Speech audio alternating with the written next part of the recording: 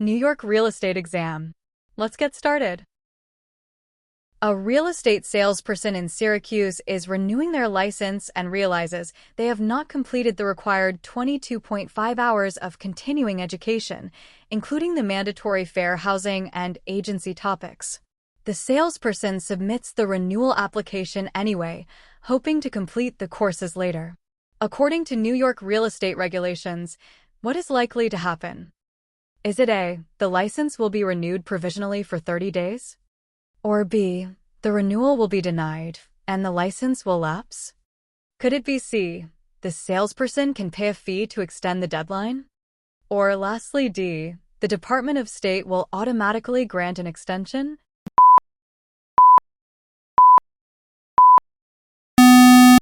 The correct answer is B. Here is why.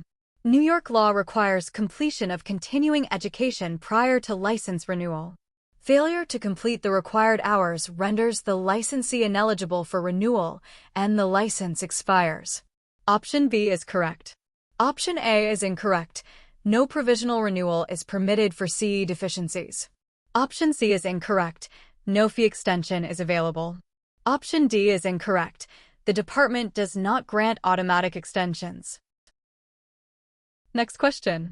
A real estate broker in Staten Island designates one salesperson to represent the seller and another to represent the buyer in the same transaction, providing each with separate confidential information. This is an example of what type of agency under New York law? Is it A, dual agency? Or B, designated agency? Could it be C, undisclosed agency? Or lastly D, single agency?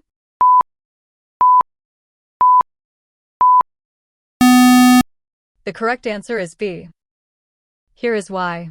New York permits designated agency, where a broker appoints one agent to represent the seller and another to represent the buyer within the same firm. Each designated agent owes full fiduciary duties to their respective client. Option B is correct. Option A is incorrect. While designated agency is a form of dual agency, the specific term for this practice is designated agency. Option C is incorrect. The agency is disclosed. Option D is incorrect. Both parties are represented, not single agency. Next question. A licensed real estate broker in Buffalo, New York, employs several salespersons and decides to pay a referral fee to an unlicensed individual who provided a lead that resulted in a successful property sale. The broker believes this is acceptable as long as the fee is not considered a commission split. Under New York Department of State regulations governing real estate licenses, is this action permissible? Is it A, yes, as long as the referral fee is documented in the closing statement? Or B, no, because only licensed individuals can receive compensation for real estate activities? Could it be C, yes, if the unlicensed individual is a family member of the broker? Or lastly D, no, unless the referral fee is less than 1% of the sale price?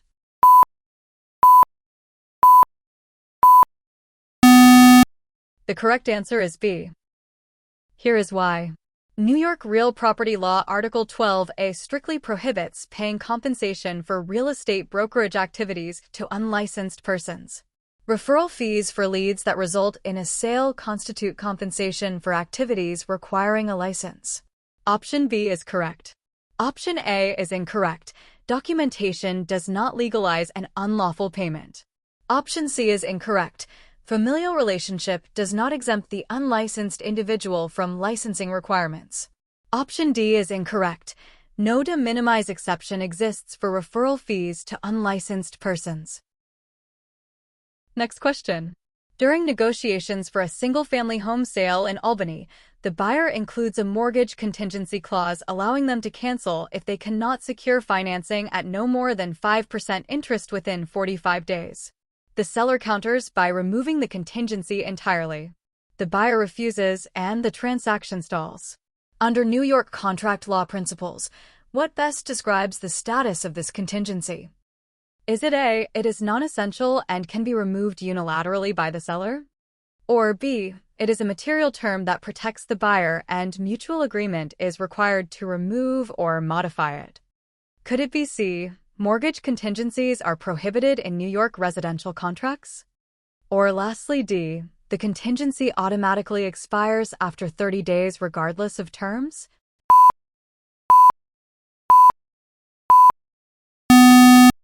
The correct answer is B. Here is why. Mortgage contingency clauses are material terms of a real estate contract. Modification or removal requires mutual agreement of the parties. The seller's counteroffer attempting to remove the contingency was rejected, so the original offer with the contingency remains. Option B is correct. Option A is incorrect. Material terms cannot be unilaterally removed. Option C is incorrect. Mortgage contingencies are standard and permitted. Option D is incorrect. The agreed 45-day term controls. Next question. Property taxes in Buffalo are based on assessed value at 80% of market value. If market is $200,000 and rate is $20 per $1,000, what is the tax? Is it A, $3,200? Or B, $4,000? Could it be C, $1,600? Or lastly D, $2,400?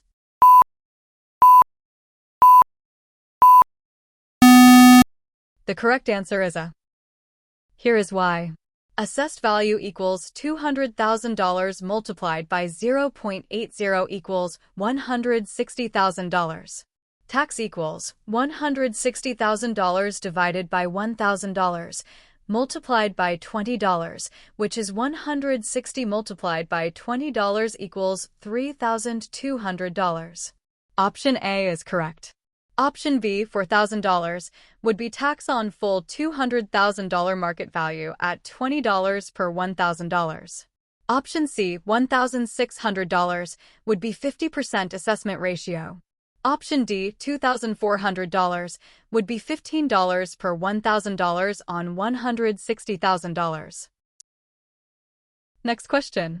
To determine the market value of a single-family home in Albany, a real estate salesperson performs a comparative market analysis using 3 similar recently sold properties, adjusting for differences in square footage and amenities. Under New York valuation process, this method is known as what? Is it A, cost approach? Or B, income approach? Could it be C, sales comparison approach? Or lastly D, reconciliation?